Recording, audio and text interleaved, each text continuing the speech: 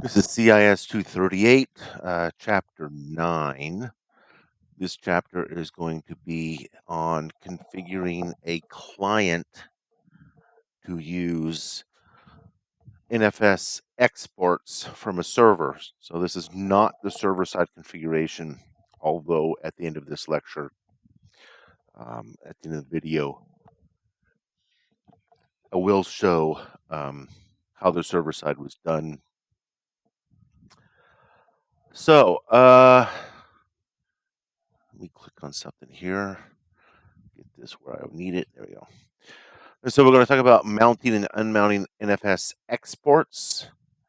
It's an interesting thing because in NFS, call them exports because the directory that you're going to mount, which comes from the server, is a physical location on the server. Then we'll do it persistently using fstab, and then we'll look at this thing called nfs.conf for NFS conf command. Then we're going to talk about something new that we haven't covered before, which will be this autofs, auto mounting service. Sort of fair warning. Most students in the 238 class find autofs to be confusing and difficult. But like most everything that we do in Linux, practice, practice, practice, and then it starts to become much easier. NFS, it's short for Network File System. It is a Linux native way to connect a client to the server on a file access level. And so, as it says here, it's done over a standard TCP/IP connection over the network. There are other things that are not file access level, but are a block access level. And that's one of the topics that they removed from Red Hat Academy, which was iSCSI. Really wish they wouldn't have, but yeah, they don't listen to me sometimes. So by default, RHEL 8 uses NFS version 4.x. There are flavors of 4, 4.0, 4.1, 4.2. There may even be more by now. Version 3 is supported if you turn it on and configure it. Version 2 you should not use. And I guess if you don't use version 2, you're not going to use version 1. And by default, not default, but the server side determines what is going to be exported. Authentication methods. Something else they removed from the Red Hat Academy. We're not going to do Kerberos authentication. We're just going to use standard permissions and things. So nothing terribly funky here. And then we can mount these either manually, persistently using fstab or persistently using autofs. One of the big differences is that autofs can mount entire directory trees that might be being exported. And I do want to mention that Microsoft has its own network file system called CIS, which is the Common Internet File System, which uses an SMB protocol. That's the talkie-talkie network protocol. There is a Linux implementation of that. We call it Samba. We don't teach that anymore here either. We did as recently of spring of 2020. We don't teach iSCSI any longer. So they've kind of, as it says, my last sentence down there, both technologies have been dropped by Red Hat from the RCSA and RCE curriculum. So they do exist. So they just stuck with NFS. So since they're missing, I can actually say now that they won't be on the certification exams because they're no longer taught. Samba was more convoluted to configure. I mean, it's Microsoft, and Microsoft seems to do things make things more difficult. But we have to realize that we live in a Microsoft world still, at least when it comes to desktop computers. And a Linux server is certainly capable of serving SMB through Samba, um, you know, being the server for that. So I don't know. So I'm going to go ahead and switch over to the terminal now, run through some stuff. And so I need a terminal, and we want the client. And once again, I'm doing this on my home lab, not for any other reason than my home lab lets me do a couple things that I can't do in the. Well, first of all, I have complete control over this, and secondly, there's a couple things I can do with this that I can't do with the Red Hat labs. For instance, I can actually copy and paste text out of here into excuse me, into a notepad or some other document. So the first thing we're going to do, we're going to ask ourselves, what's out there?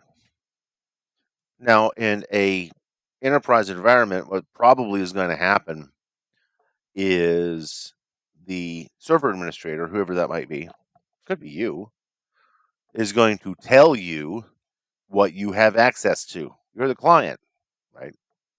But there is a way, and we're going to, and this is the, and so here's a way that we can check. So we're going to go through this little process here. And what we're going to do is make a directory that we're going to mount to. So I'll just call it test. And then what we're going to do, okay, so I already have it there. So then what we're going to do is we're just going to do a manual mount. And I'm going to use -V for verbose. Now I'm going to go ahead and put a T here. T means type. And T has an option that goes, or has an argument that goes with that. And I'm going to go ahead and specify the file system here. Now, I said that NFS was the native file system for network file connections, and it is. And as a result, it doesn't actually need to be specified here. Now, if I were using Samba, I would put this. So I'm just illustrating that you can this meaning CIFS, the common internet file system.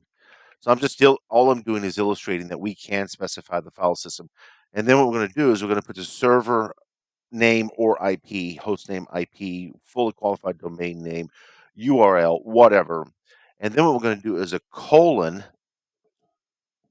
The format on this is has to be right, and then what we're going to do is simply slash. And by using this format, what this will actually do is it will connect all of the exports from server 1 as subdirectories, in this case of /mnt/test. Oops. All of them.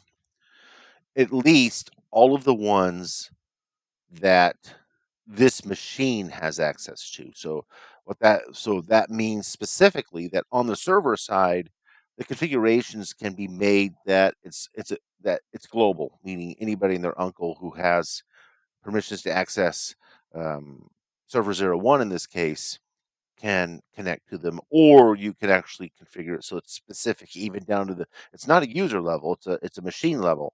And so, like I said, I will show the server side configuration. So we'll go ahead and what did I typo wrong here? Server, did I put 01? I did.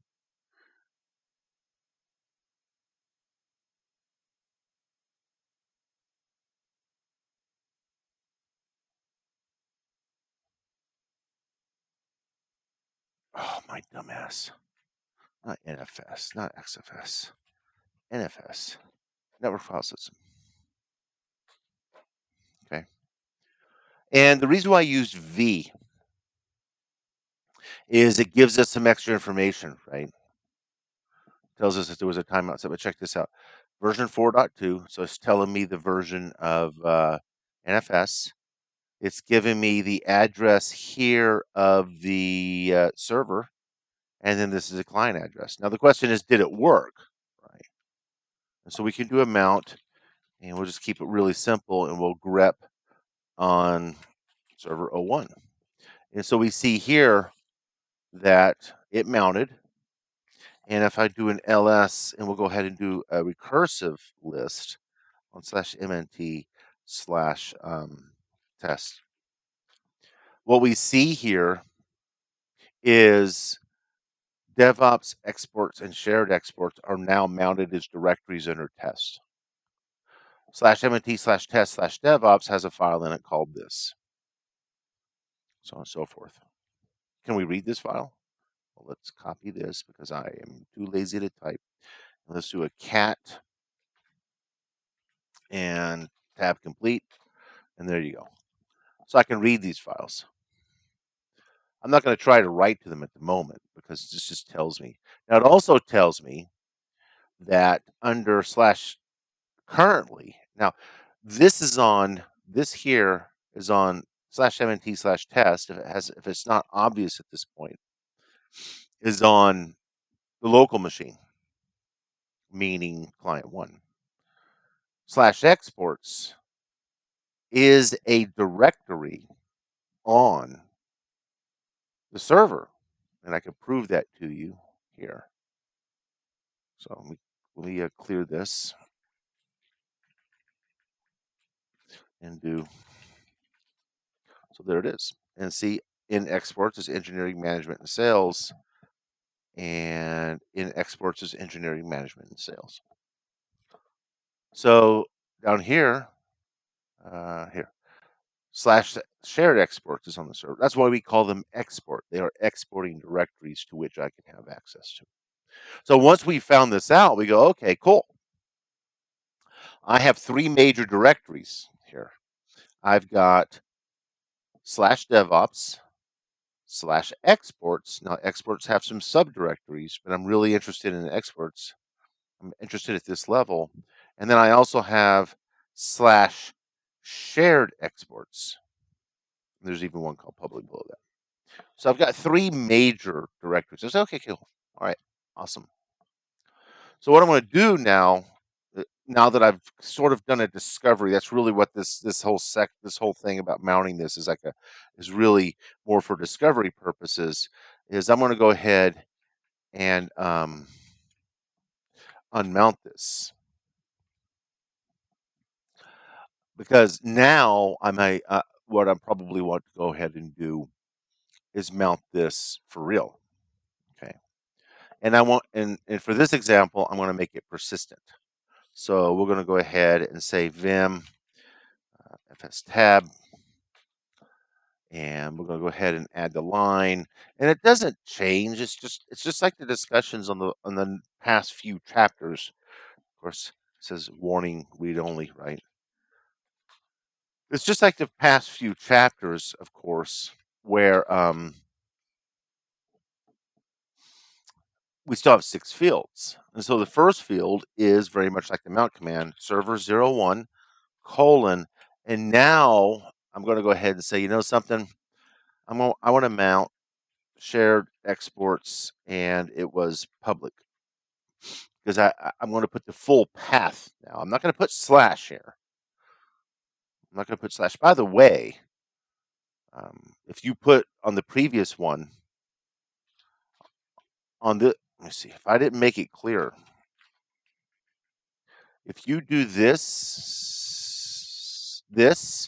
and you try to mount simply / and nothing gets mounted, well, then you don't have access to anything. It will only mount what you have access to. Okay. So one of those things that we had access to was this /shared export, plural. And we're going to mount it to, already had a test directory.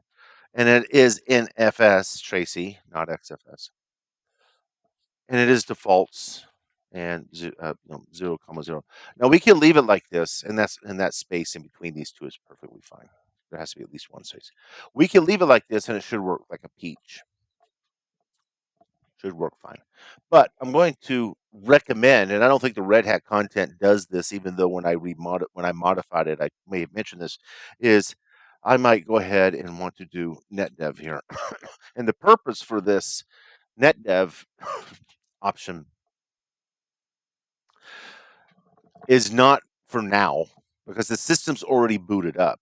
This is when you reboot the system. It's a little bit like that X dash systemd dot requires equals and then the name of a service. Option does is during the time that this computer boots, it basically says wait until the network comes up and the network is accessible before trying to connect this network share. Now, the other thing about this network share is that if you typo the share in particular, it should not bomb the computer. It may make it pause for a long time, and you may think that you broke it, but if you wait long enough, it should continue to boot, and then eventually you'll get back to your normal login prompts, and then you can do your mount command, and then at that point, most likely find out that hey, it didn't work. Okay, so we're going to leave it like this, and then we're going to issue again because I'm lazy. It's right here in front of me. Why type it? Save it. Do that, of course. Do this. Mount all verbosely. Comes back, gives me some stuff. Right. Successfully mounted. It tells me that right there. I can go back and I can check. It's mounted. Now, I've always said that what you want to do is make sure that you can read and write to it. Right. Well, typically, I always do a write and a read because maybe there's not a file there, but let's do, because if we mounted shared export slash public right on slash /mt slash test, so there's no subdirectory here, so I should be able to read this file, right? So I should be able to read this file. So there you go, success, blah, blah, blah, blah, blah. And then what we'll do is we will, let's say,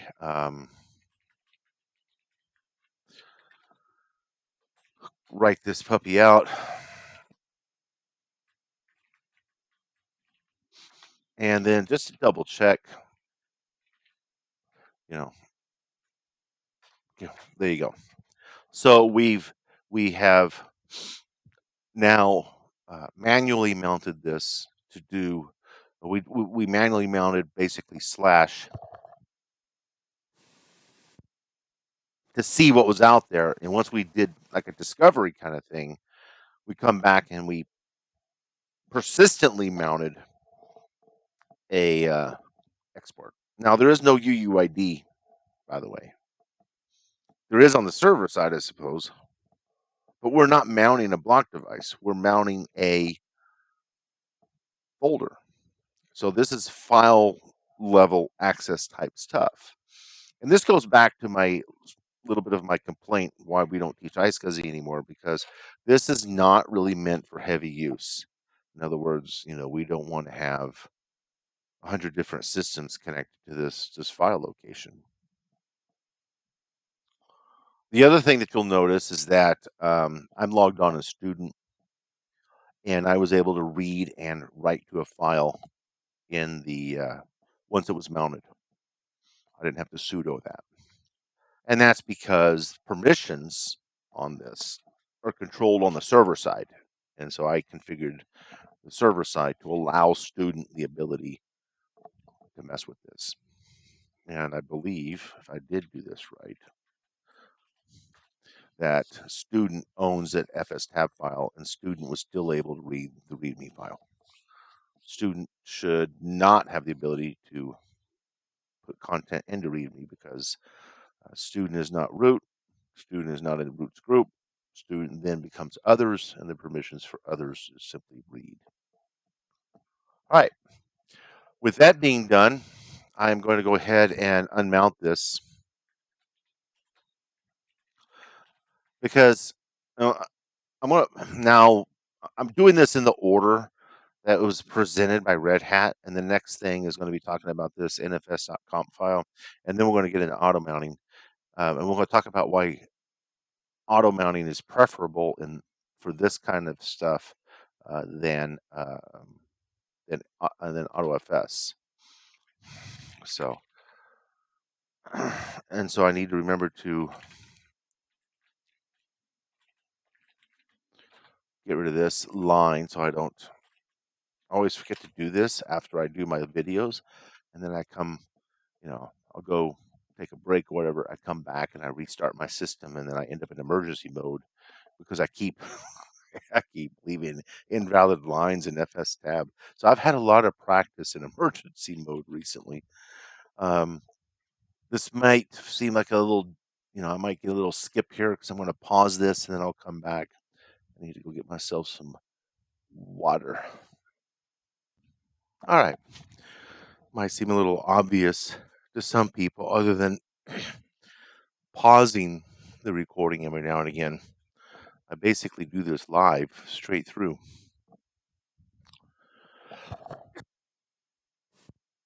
Which means that every now and again I still have a cough, or hopefully I don't make too many rude noises. So there is a file that can control on all the systems, and it's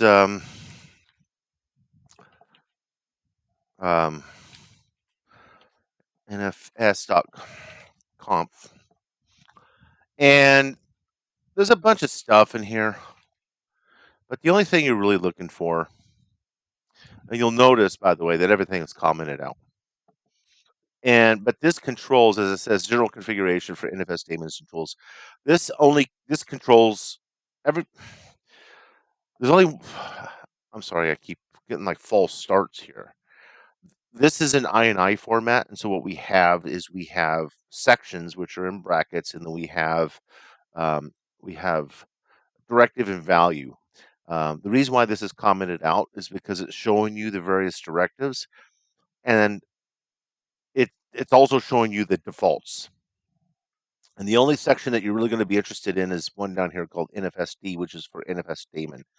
Okay, and you can see that these are the defaults. So debugs, threads, all these things are. But what we're going to be interested in down here, and really for this class, to be 100% honest, you're only going to be interested in this line to this line. Pretty much that's it. So you can see that right now, TCP as a protocol is being used.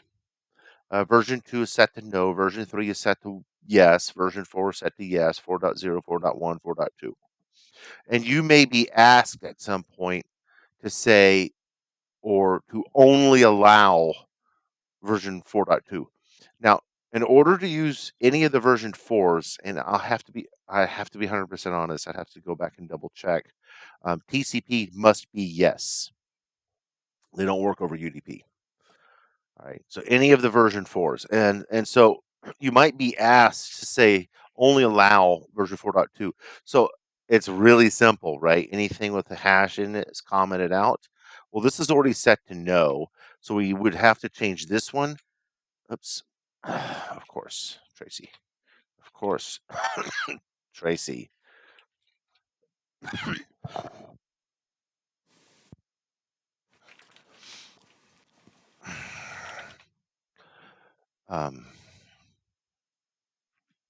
So the only thing you'd want to do here is say, okay, I want to undo this, undo that, undo this, undo that, and then change this to no, no, no.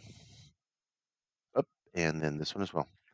So at this point, TCP is being used. That is a default setting. Now, if the instructions tell you to do so, it may be best to go ahead and uncomment this.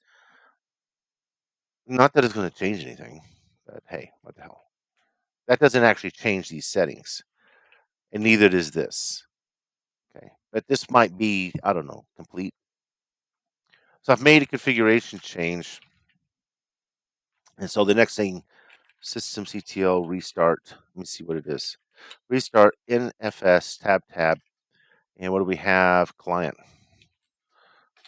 Oh, not that. In fact, I want to cancel that. I don't want client.target. I want NFS utils. Sorry, NFS utils.service. So we go ahead and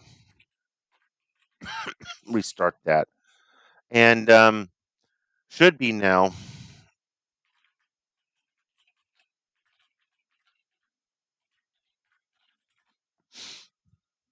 that this would only allow now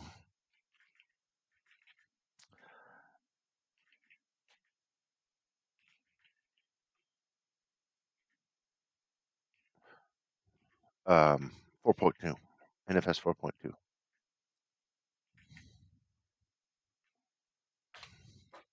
It comes up, and I already knew that this would mount properly simply because I already saw that it was 4.2. But what I'm simply saying is that it might tell you to do that, right? So just go do it. Yeah. Sudo umount -v/mnt/test. Now, there is a command in fsconf, which is NFS configuration. And this works kind of weird, man.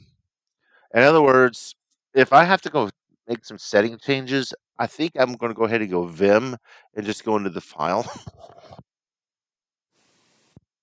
The benefit of this command is that it can be used in a script. And so one of the things I can do, and it's a little bit like the gets and sets before, a little bit. So it's going to be like NFS conf, and let's say I want to do get in a -- get, and I want the NFSD section. Remember those things in brackets were sections, and then you give it. Oh, those were keys. That's the more proper term. Then I want to specify a key, so it's version 4.2, and it comes back and says why, meaning yes. Or I can say 4.1 and it comes back and tells me N. So for scripting purposes, getting these Y's or N's is okay, right? So then what I can do is I can do set, and then I would have my section, then my key, and then my value. And I want to say I want to turn 4.1 on. Okay.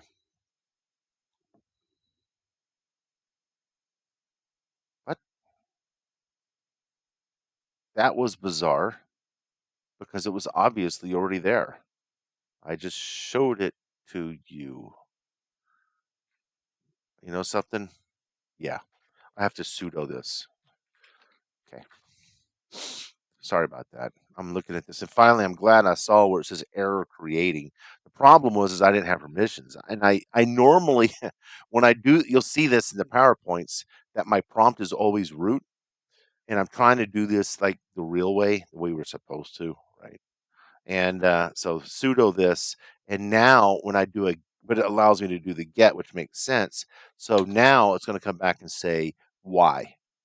Okay, but here's the thing, and this is what gets really weird. If we go ahead and take a look at the file, okay, it went ahead and actually changed it. Um, it went ahead and actually changed it in line. I thought I had seen it add it to the bottom. We used to teach another thing called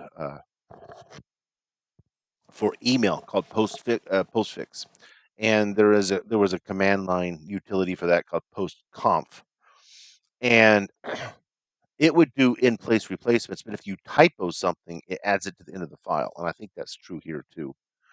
If you typo something, in other words, if I do this, now this isn't real, right? 4.4. And if I go and I look, you're going to say, well, where's the NFS section? There is no 4. Oh, just added 4.4 there. I lied. So I don't want that there because there's no 4.4. Now, I don't want this 4.1 anymore. I don't want this. Okay. In order to get rid of it, I can't. You know something? What if I do this?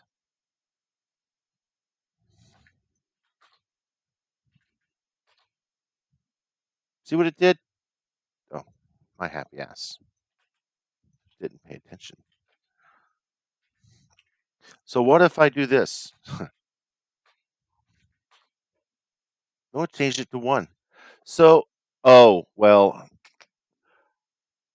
this may be the difference between an updated RHEL or CentOS, in my case, CentOS 8 system and one for RHEL. The way that I should have done it, and I keep thinking, I actually have the note that says, oh, this is what it is. The note was, if this is currently commented out, so if we go ahead and put that comment back here, so this is currently commented out, and we go through and we turn 4.1 on with a set. Let's see what happens. The note says it's going to add it. See, it added it to the section. This is what should happen, but the note said, no, it says as a new line.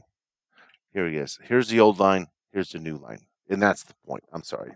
I'm sitting there trying to type and read at the same time, and I guess I don't multitask worth a crap. So now basically I've got 2 entries, one commented, one uncommented. So it will not uncomment. The command will not uncomment anything. So I added the new line. If I don't, and then the other thing that they wanted to mention was not setting this to no, actually. It was using this unset.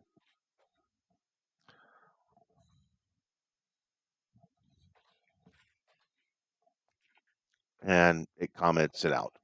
So unset comments it out. Set will toggle it, yes, no, whatever. I don't even know why you'd even want to use unset at that point. My mind says, okay, dude, if I want it yes or no, if I want it on or off, I'm just going to uncomment this mess. Actually, I'm going to leave it. Well, I'm just going to uncomment this mess and then tell them yes or no as I see fit. Why even comment it out? Because all it's going to do is go back to its default value at that point. And if you recall, before I went through and Jimmy jacked around with all of these, the only one that was actually, commented to no was version 2. So, to be perfectly honest, what I've done here is I've set it back to yes because that's the default state, and that's the important point here. Anyway, this again, I would go in with Vim and just edit the file as I see fit. These commands and the sets and gets, the gets and sets and the unset are really, really great for scripting. Or if you take the CIS240 class, the reason why these things like this are being done now is for Linux automation through Ansible, which is basically scripting. All right, so let me clear this, and let me get into the auto mounting. Now, what I'm going to do before we get into auto mounting straight up is I'm going to go back to the PowerPoint here, and I am going to catch up to auto mounting because there's some points on auto mounting that I want to make before I show the demonstration. So we've already talked about this screen here, and then this is just a static walkthrough, and you can see, as I mentioned earlier, I did everything as root, and now what I'm trying to do is actually do them as student because that's the way we're supposed to do it. So, and I go through what's become pretty typical now, and I put my little boxes and arrows and all that kind of fun stuff, and go ahead and describe the different steps and what they do. If we were to use Samba, I mentioned that. I mentioned, about mounting slash, and this is more of a um, discovery type thing. That one had 3 child exports, this child directory of that one. There is something here. No. Now that, and this shows I'm getting set up, right? A good point is that now we did this discovery, we should unmount that before we go into fstab and mess with that. I talk about, the things here. Give me 1 second, just 1 second.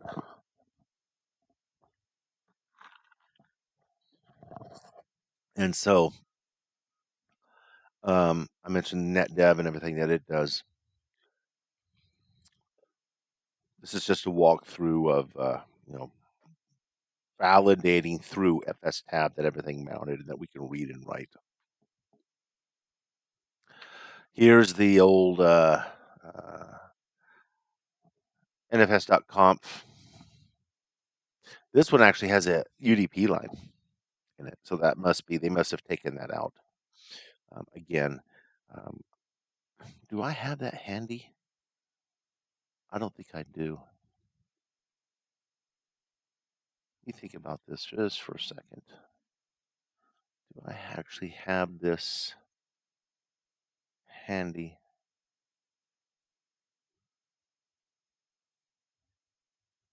Oh, cancel that. I don't want to do that. I'm not going to worry about it right now. No. No.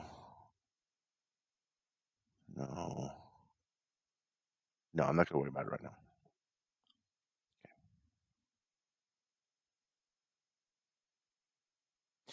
now. So it is possible on the earlier versions of version 8 that there might be a UDP line, but looking like all the rest of the ones are the same.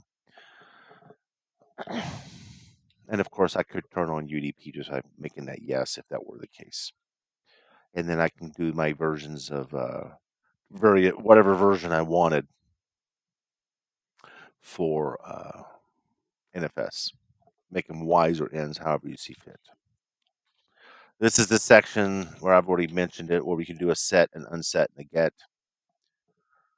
And we saw what those did. Oh, it says right there, if a key is already commented out, this command will not uncomment or remove it. Instead, it adds a new line. And so I don't see a lot of reason to do this here, And the reason being is because I can handle with simply a set, I can put Y or N down here and handle turning this on or off as need be, right? So, and it does say it requires privileges to use. If Tracy reads his own instructions, it'll be so much better. And I will say here that my cat does not need a little sofa to judge me by. Actually, my cat, he's not in here at the moment. My cat's my buddy. He really is. All right, so there is something called auto mounting. Now, this is kind of just verbiage, right? Typically, when somebody says persistently mount, you might think fstab, and that's not wrong. We can use a service and auto mount file shares, which is not using fstab. It can be persistent. In fact, it probably is persistent. Now, I have deliberately set up my system such that it's not, because I need to show certain things. But there is a few benefits over using auto mounting. One of them is that the users don't need root privileges, because auto mounting happens when the system starts, much like SF. No, well, yes, kind of. Maybe. The auto mounting service starts with the computer starts, and then because there's 3 types of auto mounts, depending on which one is used,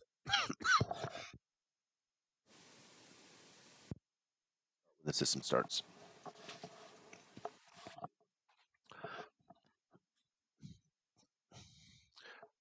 NFS exports are configured by the auto mounters, are available to all users on the system, of course, subject to access permissions, and those are going to be defined on the server side anyway. They're not permanently connected. In other words, here's the kicker. This is the big one. In this class, we typically only have 1 or 2, maybe 3 entries in an fstab file. Now, here's the thing about fstab, right? Especially if these were network shares. fstab is going to try to connect all of those shares, whatever's listed in fstab will try to connect all of those shares upon boot time. And that can, so imagine for a moment you had not one or two, but maybe 10 or 20 or 50. Imagine the burden that would put on the system when it would boot up. It would have to go out on the network for every single one of them and try to connect. And if any one of those servers on the other side were down, or for some reason the network connectivity wasn't there, what would happen? Again, I said it probably won't bomb on you, but it will wait. It will take time. And so the difference is that, as it says, NFS exports are not permanently connected. They aren't. Things in fstab are. So there are going to be two of the three types of auto mounting that actually only connect on demand. So they don't even exist on the client until you go to access them, which may sound like a really weird concept, which I will cover. It is also the way that allows us to use, or think about this, and this is usually better illustrated in the classroom when we have, 20 student computers, and I say, okay, which is easier to back up? 20 home directories on 20 student directories, or 20 home directories on a single server? And the answer is easily 20 home directories on a single server. So we can actually use auto mounting particularly with NFS, and we can configure each of the client computers that based upon the user account that you log on, it'll go out to the server and connect that user's set of home directories, the entire home directory and all of its children. And so now, as a student, you can go to any of the computers and log on as you with your account, Bob, S, your uncle, whatever, and it will connect your home directories to that machine. And autofs, that's the name of the service. Auto mounting will allow you to do that. It is configured on the client side, so you don't have to worry about doing the server side configuration. Not in the class, and this is kind of for auto mounting. That is 100% true. But there is server-side configuration for NFS. I mean, it has to offer these things. It uses the same mount options the same options as the mount command. We can use these things called direct and indirect mount points, and we will talk about this because this is where students start to get a little confused. For indirect mount points, it will create and remove directories as needed. You do not need to go in and do the make dir command. For indirect mount points, for direct mount points, they have to exist. You have to make them manually. You can also use it with other file systems. NFS is simply the default. You can use CIFs, which is through Samba. And we manage the service just like any other services. AutoFS is a service, systemctl start, restart, all those kinds of things. It is extraordinarily, well, I shouldn't say extraordinarily, but it is very good at what it does. I use it at home instead of fstab. And it says, however, the configuration is, well, a bit weird. And I'm going to and I would say flat out that that's an understatement. Whoever designed this was on drugs. It's stupid. I've been teaching this topic for 5 years now, and I still look at it and go, but why? Well, it doesn't help to ask those questions. We just go, well, because it is, right? You have to practice this. As it says, it's an area where students struggle, especially those who don't read the content and don't do the practice labs. Trust me, practice, practice, practice, practice. And then all of a sudden, while you still may have that question in your mind, but why? Why did they do it this way? Okay. But at least you'll get to the point where you're going to go, oh, okay. So some terms: master map file. It's like a database of other map files, right? Or think of it sort of like a phone book, right? I can look in the phone book, and well, at least used to be able to look in a phone book and say, okay, this is a list of where people live. Maybe it has an address. So we'll pretend that our phone book has addresses. And this is a list of where people live. But in order to talk to them, we have to go to that house. Shouldn't call it maybe I just call it an address database, whatever. It can have one line. It can have multiple lines. Each line is going to be one of those three types of auto mounting that I mentioned. And those three types are going to be direct, indirect, or indirect wildcard. Okay. You can have multiple master map files, or you can have a single master map file. And we are going to put them in this directory /etc/auto.master.d. So that's where they go. They're going to go in /etc/auto.master.d. You're going to create a file, and it must have a .conf file extension.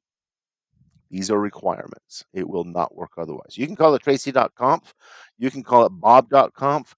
You can call it kissoff.conf. I don't care what you call it as long as it ends in .conf. If it does not end in .conf and you put it in this directory, it simply won't work. It won't be read. AutoFS will not use it. It won't break anything, just won't be used. If you don't put the .conf on there, I'd almost say don't come and talk to me until you do. Anyway. Then there's a direct map file. Well, I told you there were three types. Okay. The master map file is basically a database of these next three things. And I'm going to be very clear on this. I'm going to give you a lot of examples. I'm going to give you a number of examples of what this looks like. So a direct map file, this specific file defines the full path of the mount point, the options, and the server export information. It will mount a single directory, and the mount point must be created manually. Okay. An indirect map file completes the path. This is one of the big ones that kind of makes you go, what the hell were you thinking about when you designed this thing, right? It completes the path to the mount point that was begun in the master map file. So in a way, you can say half of it's in the master map file and the other half of it's in the indirect map file. Well, it could be 2/3, 1/3, whatever. And it's a combination of the two that is a mount point. Now, the only good news is you don't have to create this directory. It will create it and remove it on demand. Then there is an indirect map file that does not have a mount point at all listed in it. In fact, the mount point, the complete mount point, is actually listed in the master map file. And again, I'll show examples. You can see why people get confused, right? You're like going, what the holy bejesus were they thinking? And that's fine. Practice, practice, practice, practice, practice. This file is specifically used to mount an entire directory tree. The other two types, direct and indirect, will not. In fact, they both tell you flat out used to mount a single exported directory. An indirect wildcard map file is used to mount an entire directory tree, which is so that's the type that you would use to mount home directories for users. Best practice, okay, but it's not required. Of course, I'm going to say in this class, you will not do this any other way. All of these types of map files, okay, are going to reside in /etc, and they will have a file prefix, not extension, not a suffix. So this is what comes before, a prefix, right, of .auto. And again, just to be clear, it's not required unless you want to pass my class. How's about that? It's not required. but do it. So in the first example, let's see if this color works. So master map files have to have, like I said, you can call it Tracy.conf.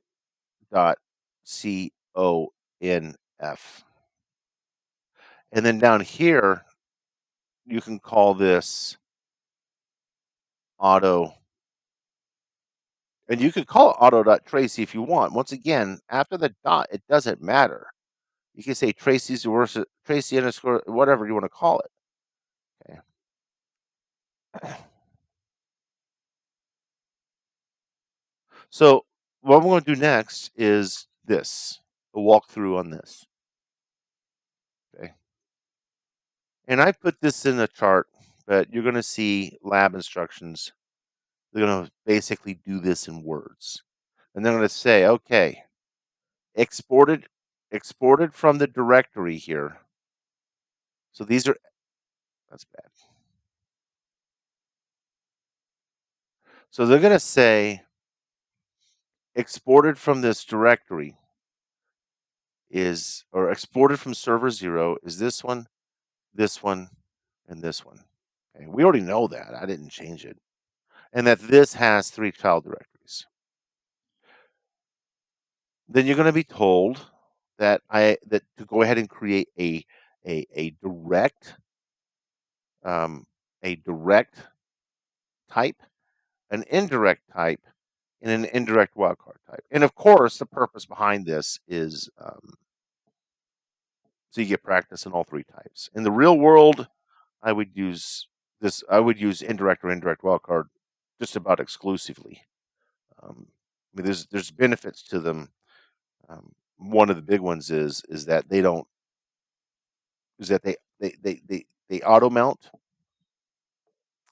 and they so I mean they all auto mount, but what I mean is they create the mount points on demand, and they tear them down on demand, meaning that I don't have to make these directories. For direct, you have to. Okay, so they tell you here that now we've got these directories that need to be made, or need that this is the mount point for this. This one must be made because it's direct. That's why. These two you will not make. And then I go ahead and I say, okay, there will be a single master map file. Now, so what that means, a single master map file, is that all this information, is that the direct, indirect, and indirect wildcard will have each will have an entry in example.autofs. I could make 3 separate something.autofs files. Excuse me. Each of them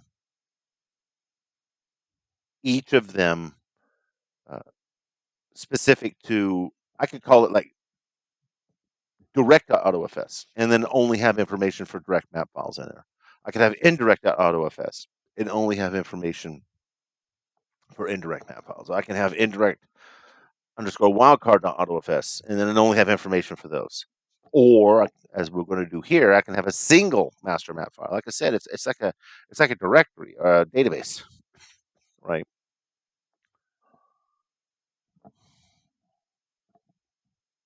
So I'm going to go ahead and go over to and do this in real life and hope it works. Is this the right one? No, I don't want server.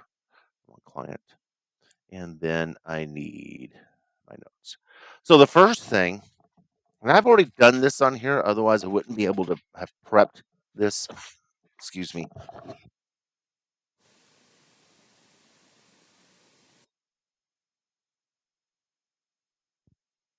On this is AutoFS is probably not going to be installed.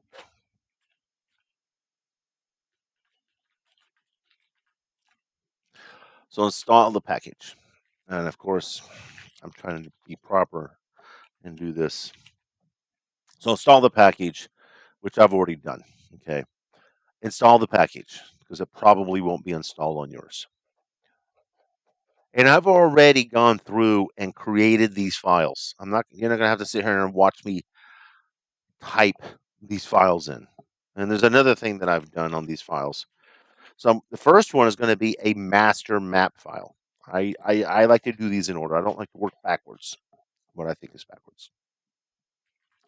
So auto.master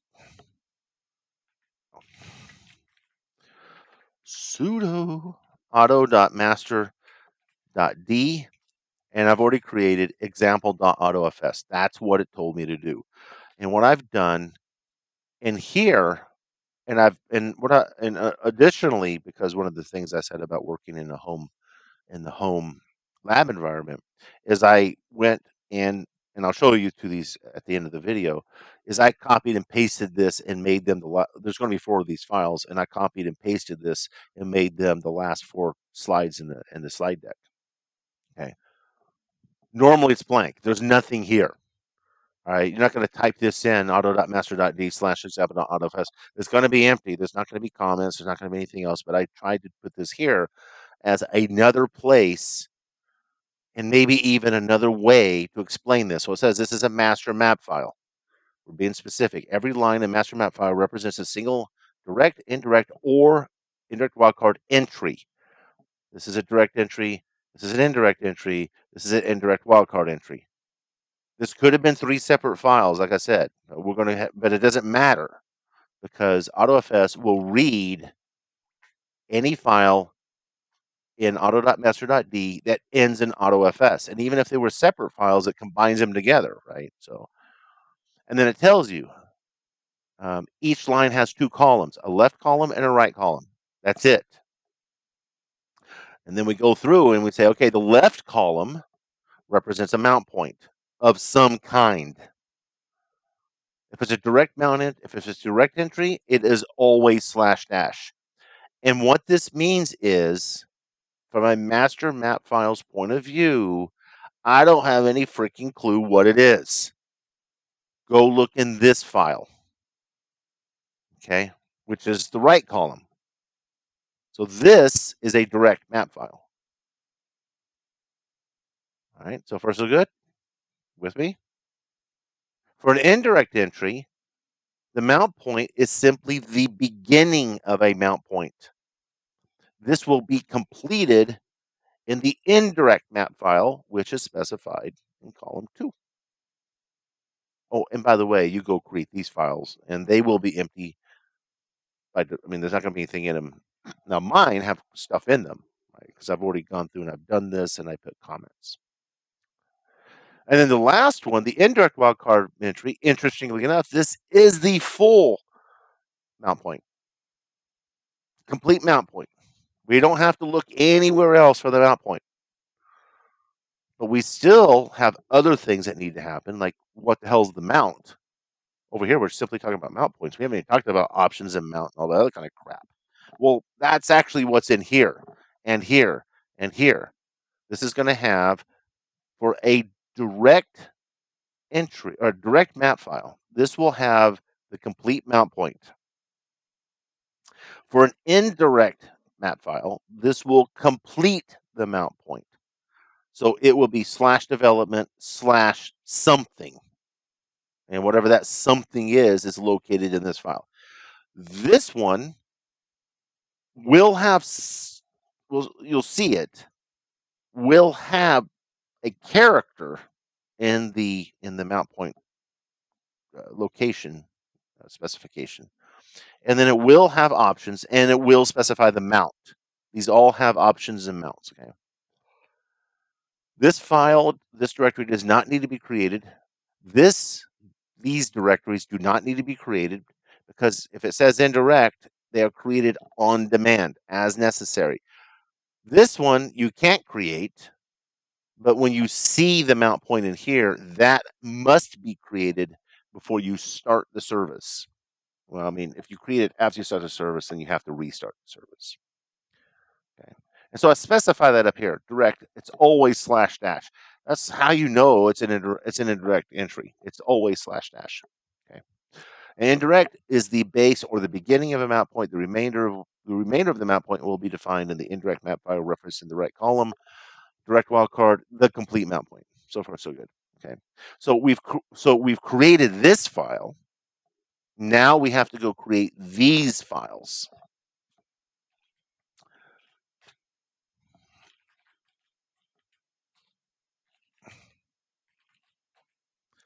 And what were they? Public. And so I've done the same thing on these. I've gone ahead and I've put comments in here and I said, this is a direct map file. This file has 3 columns as follows. Column 1, the complete path to the mount point. Here it is. Okay. Must be created before the autofs service is started. I mean, once again, if the autofs service is already started and you create this, restart the service to have this file read. The second one are the options. Dash, and then we have an RW and a comma sync. That's 2 options. First one is read write, and the second one is synchronize. And then the third column, there's your mount, which hopefully would look familiar to you from the fstab example that I did. Server name, colon, and then the full path to the export. And I do go ahead in here and I give you a Samba example just because maybe you have a home system and you want to do Samba. So far, so good. So good. Then I also had DevOps, and this is an indirect map file. Okay. The only difference is the first column. It simply says, in this case, Glendale. Now it says, for column 1, the completion of the path that was begun in the master map file. It does not begin with a slash. Do not put a slash there. Okay. The full path is created by taking the base path from the master map file, for example, /mt/management, and appending the directory from column 1 in this file, for example, c-level, thereby creating the full path /mt/management /c-level. Oh, good.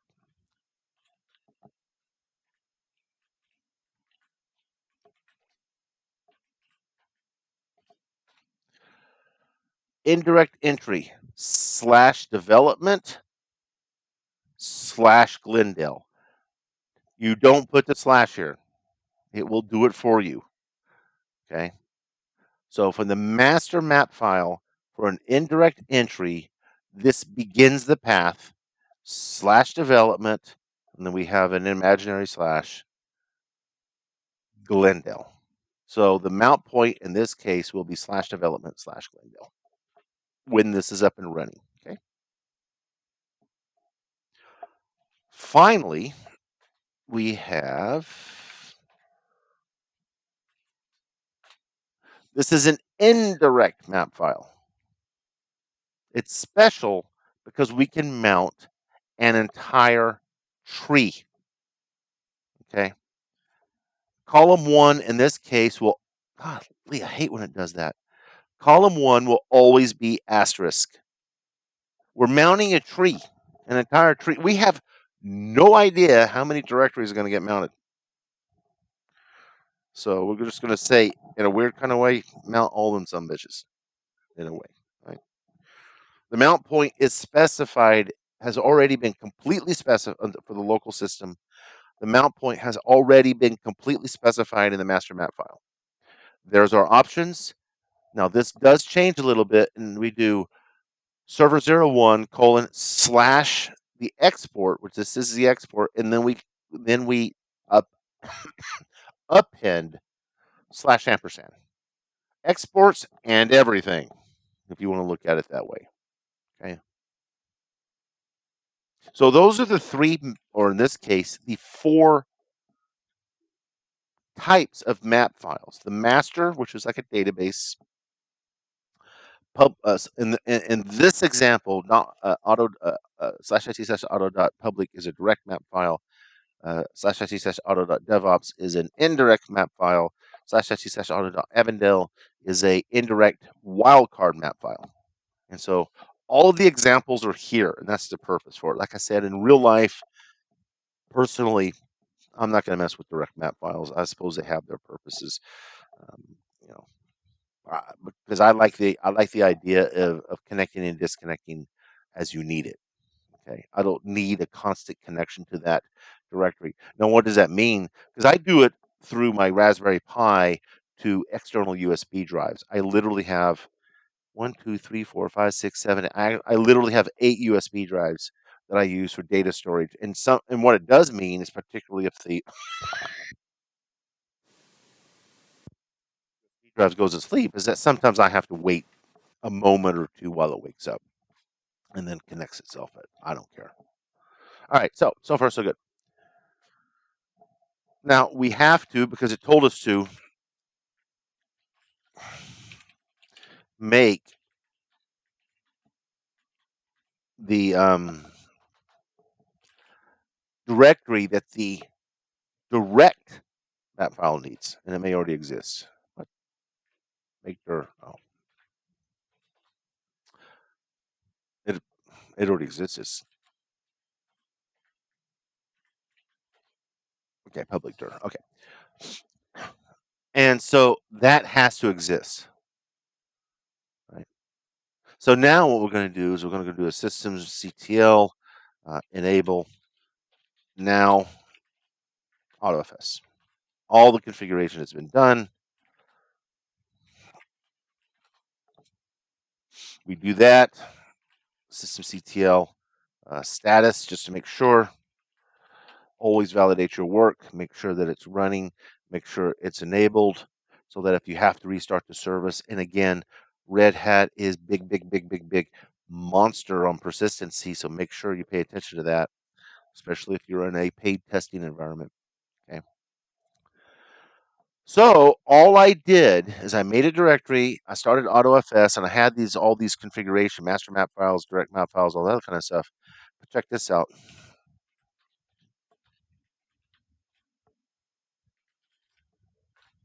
All of a sudden, I got junk in there. There's a fstab. There's the README, right? And so it's the same thing. Can I write to it? Echo auto fs test. Do that. And we'll do. Can I? Okay, I wrote to it. No errors. Can I read from it? You betcha. So that mounted correctly. Again, we can do this /m. We could always do this. Mount grep server 01. And there it is. Now you might be wondering where the holy heck the rest of the mounts are. I had a direct mount, I had an indirect mount, and I had an indirect wildcard mount. This one's direct, right? And where are the other ones? The answer is they mount on demand. There has been no demand for these yet. The other part of this is that we can say, let me see, LL on slash, what was it? Development. Well, the directory's there. I never made this directory. Huh. How did this directory get created? But there's nothing in it. Okay. Well, I can go into it, and there's nothing in it. Huh. What I should do over here is, well, there's development. Okay. And what I should do over here is do this, is do vim slash etsy slash, what was the reference on that? DevOps. I'm looking over here. So the reference is DevOps. This is not a complete directory. This is DevOps, not a complete directory. So I want to go and do maybe a vim, or just do a cat here. slash etc slash DevOps auto.devops, and it says Glendale. Well, there's no Glendale there. Check this out. Who says? So wait. How did this just happen, right? In fact, if I go back and now do, there it is. Remember, it mounts on demand. And if I go ahead and do this, now it shows up because I've demanded it. Turns out that it'll Timio, or it's actually time O, which is timeout 600 seconds. So after 5 minutes of no activity, this will disconnect, and the mount will it'll disconnect, and it will remove the Glendale at any event. Doesn't delete the data because this information actually exists on the server side. And here's the proof. Let me go to Glendale. I'm glad I remembered this. And I want to say, okay, touch, did this work? Did this work? Did this work? So I just created some crap. And if I do present working directory, it's going to say development Glendale. So I'm just going to highlight this. So I don't have to type it again. Go over to the server machine here. And I'm going to go LL on that directory. Oh, I made a liar out of me, did it? No, that should be there. No. That was the mount point. My bad.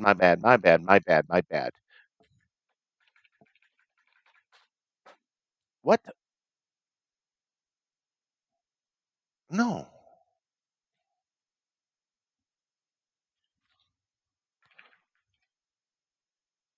Tracy, what you doing? Oh, because it's not the export wasn't straight to development. Wrong system. Wrong. It wasn't. It was DevOps. This was the mount on the local side. We were actually mounting /DevOps to this. So, and there is a DevOps right there. So if I do, there it is. Did this work? Okay. And I can do this. Touch /DevOps. Yes, it did. And then I can go back to the client here and then do, where are we? Wrong, this one. And then do, there it is. Yes, it did. So, in other words, we mounted /DevOps to /development /Glendale. On a typical block device, we're kind of doing the same thing. We're going to mount, for instance, /dev /sdb1 to /development /Glendale. In this case, with NFS, we did /DevOps, the exported directory from the NFS server to here. All right. So the other thing now is this. Okay, CD, we had a West Valley, and we have an Avondale. And where did that come from? That came from, well, Avondale. Now remember, that was star, right? I was like, well, that's not the mount point. So where the hell's the mount point? You lied to me. Well, that was in, oops, here. So there's West Valley, Avondale. Now, I did not create that directory. Does it exist? Why, yes, it does. Present working directory. And present working directory. And is there anything in it? No, there's not. Why not? Well, if we go back and we say, well, that's because we haven't actually used it yet, right? Mount grep server 01. You'll notice that all I got here is server 01 and server 01, but what if I just do mount? And if we look here, see, in other words, let me clear this. And instead of grepping on server 01, what if I grep on Avondale? And so what we have is /etsy/auto.avondale on. So this is how this got created in the first place. But because, once again, the word indirect appears in here, it's an indirect wildcard, nothing shows up here unless I go into the directory. Here's sales. And there's the file in sales. And now if we do a grep on server 0, now we have sales. We also have management. And then if we do a grep on that, now management is connected. And finally, we had engineering. And now there's engineering is connected. So here is all four. Here is here's the direct, here's the indirect, and these 3, 5. 1, 2, 3, 4, 5. I can't count. So, and here are the 3. Here's the entire directory tree for the indirect wildcard. If you do this the way that I just did it, it does show sort of a weakness in the indirect concept, and that is, in order to be able to actually allow AutoFS to mount the actual the mount that we want, we have to know that it exists. Now, of course, if we're the server administrators on the client and the server side, we are going to know that these things exist. Okay, and so we're going to know that if we, but think about this. They came into being. They came into being once we accessed them. And CD was simply one way of doing it. Each one of these directories, I created a README file. I could have sat in my home directory and I could have said, okay, cat slash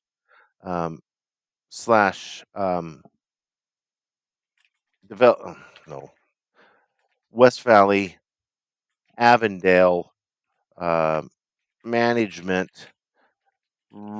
readme.txt, and that would have also connected it. So any access to any object within the directory that's being exported from the server, right?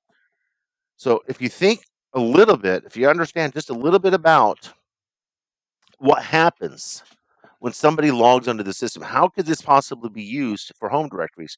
Well, it boils down to this.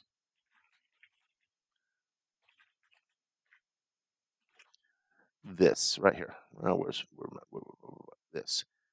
Not that. This. If this were a directory that was mounted on an NFS server, in order for this to work, the user is going to log in. They're going to type in their password. This is going to read this file /se/pa/swd, and it's going to access their home directory in order to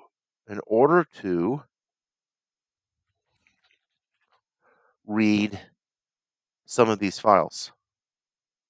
For instance, bash profile, bash rc. Soon as it reads that file, guess what? Or as soon as it requests to read that file, guess what? It mounts the directory.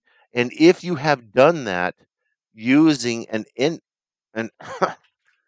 using an indirect map file, it's going to mount because of the /ampersand here and the star in the first column. It's going to mount the entire directory tree. So that's how that works. So I showed. So that I'm done with the. I'm finished with the showing the client side here. Nothing else to talk about here. But I did sort of promise that I would show, if you were curious, capture that way this gets captured on video. in case you want it to play around. So I wrote a little script so I wouldn't have to remember all the little files and things um, that shows um, Ch9.sh. That's going to show what I did in order to make this work. And the first thing is I made the slash exports directory. Okay. Then I made subdirectories for slash exports, right? Engineering, management, sales, and then this isn't necessary, but I went ahead and created files. Then I made shared underscore exports. So these are the bunch of directories. These are the exported directories that were made, and dev slash DevOps. So there's another one. And then I went ahead and put an ACL recursively on all of them. And basically, ACL was for this, right? Because we can see that the user owner of root has read, write, execute. The group owner of root has read and execute. These are directories. And so I added student. Remember, permissions were determined on the server side. So I just, I could have done this a couple of different ways. There is actually a user and a group specifically set up for NFS. It's called NFS nobody. But NFS nobody does not mean that. It should say NFS everybody. That's what it should mean, because that's exactly what it allows. This way, what I've done is I've said, okay, root has access and student as a user has access. So that's how we did it, just using ACL from a previous lesson. Then there is a file down here, /etc/exports.d. So there's a .d directory, and it must end in a .exports file extension. So I called it public.exports. And there is the sales, management, engineering. So I exported those independently of each other. And then here's shared exports public, and here's DevOps. So there are two columns here. Column 1 is the export. Column 2 defines two different things all mashed together. The first bit here says anybody on the 172.25.250.0/24 network, the entire network, has read write. And what no roots, if you don't put in no root squash, the first thing you have to know is what the hell does squash mean? Well, it could be a vegetable, but in this case, to squash something means to put it down, to not allow it, whatever.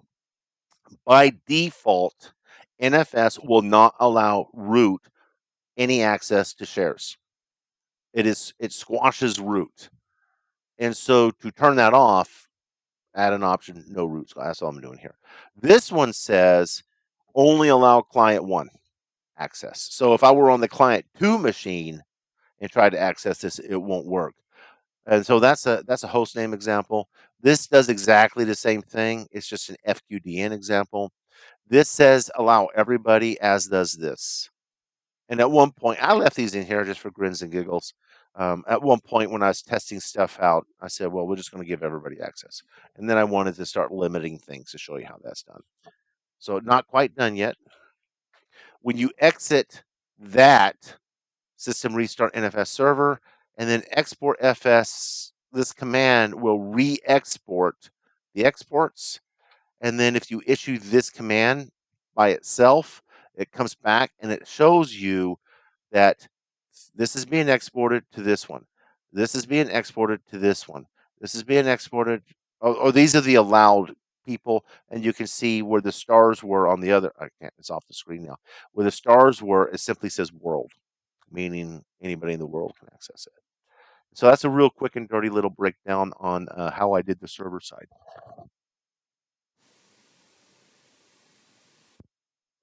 Through Samba, it would be Microsoft made it way more involved. All right, so let's go back to the PowerPoint, finish that up. It's pretty much going to be what we've seen. I think the only difference is that I just use different directories, right? This one I did example. Oh, wait, no, I didn't. I lied to you. I thought I had deleted this whole mess from before, and when I fired up I fired this up today and I went to go recreate it. All of a sudden, it's like, oh, it's still there. Groovy. So this is just a walkthrough exactly the same, right? And I explained the same thing, that the direct here is always slash dash. This is simply the beginning of a mount point. This, if it's an indirect wildcard, is a complete mount point. Um, so this presents it slightly differently, but the information is exactly the same. Each of these lines could have resided in their own master map file, 3 files instead of 1, and so on and so forth. So there is a direct map file. So it does have the complete mount point here. Okay. Once again, I give you Samba examples. Here, I talk a little bit more about what other options could be. These options have to match, incidentally, especially well, not all of them. These options match.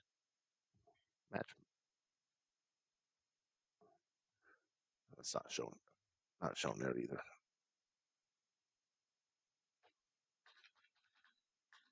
There you go. See, RW here. Now this is this is only local, but this RW is read write. So the server says that anybody in this network has read write access to this. Well, this has to match. So read write. Does it? I'll try something. If this is read write, this really should be sync. And what sync means is to synchronize the writes. In other words, as you are saving something, write it to the server immediately. It is a little bit slower, to be perfectly honest, but it's way safer. If it were read only, then you could put async, which would mean asynchronous, because you're not writing anything to the server. So this is actually faster. If you're going to use Samba, you can specify a file system type. If you're going to use Kerberos authentication, you can specify, and there's multiple Kerberos types. If you're going to use a credentials file, if you can put creds in there. Same deal. This one, again, it simply tells you it's an indirect map file. And this is where it's, how this all works, right? No slashes. Mount options. This is the indirect, wildcard map file. That's always going to be star. And then we're going to append /ampersand on that. This is just walking through the same thing, showing you mounts, those kinds of things. This is just a little bit of a walkthrough of reading files, writing files. Same deal here. Why is that empty? Because it was an indirect, it only mounts on demand. Once we access it, there it is. I talk about the TIMO. I mentioned about the weakness of source. It requires that the user has knowledge of what already exists there, either some object, a directory, a file, something, right? Same deal with this one. It's empty because, hey, so all I'm doing here is I'm walking through, changing directories, accessing stuff, and showing you this exactly the same way how these mount on demand as they're accessed.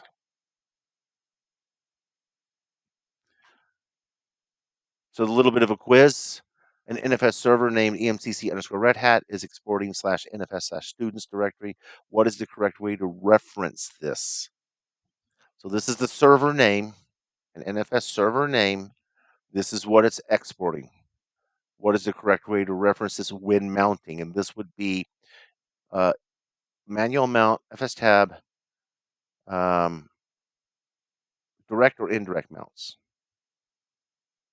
And it is going to be emcc_red hat : /NFS/students. An NFS server name is exporting a directory tree with a parent directory of /labs. The tree is to be mounted on read write and synchronously on the local machine there.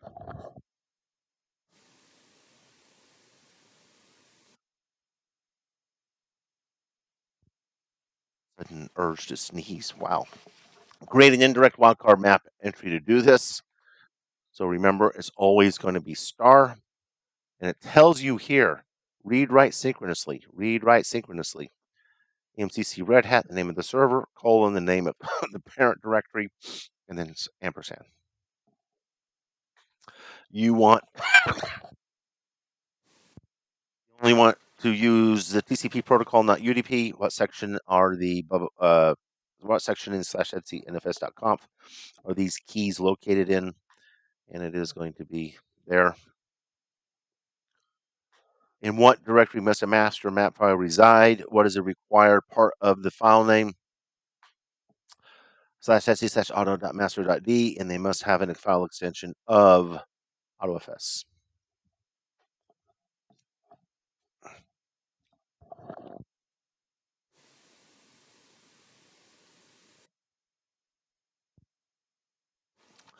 I did add, here's a full master map file with the comments, the direct map file with comments, indirect map file with comments, and indirect wildcard map file with comments.